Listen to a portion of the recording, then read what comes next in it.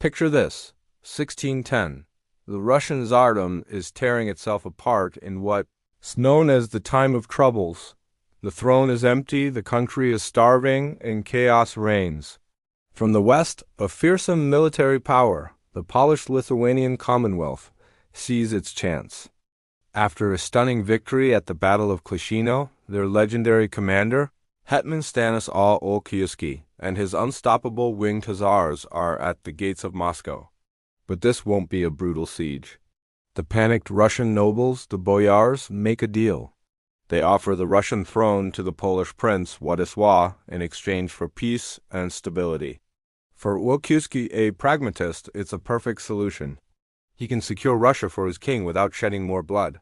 So, a treaty is signed, oaths are sworn, and in October 1610, the Commonwealth army enters Moscow. It was a sight to behold. The elite winged hussars, clad in their iconic armor with feathers soaring from their backs, marched into the heart of the Russian world. They weren't there as conquerors, but as peacekeepers, the guarantors of a new era. They secured the Kremlin, captured the deposed Tsar, and established martial law to prevent looting.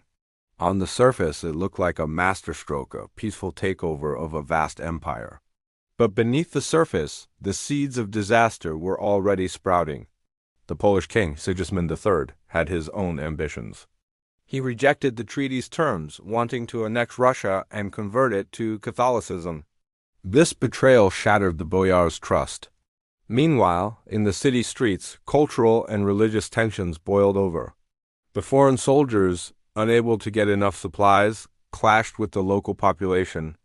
The arrival of Catholic priests confirmed the Muscovites' worst fears.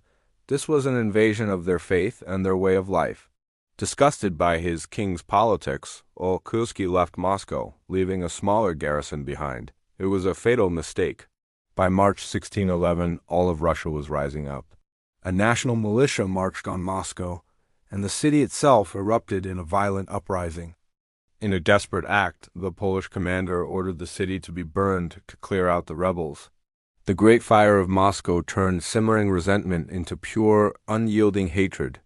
The Polish garrison, once the masters of the city, were now trapped inside the Kremlin walls, besieged and starving.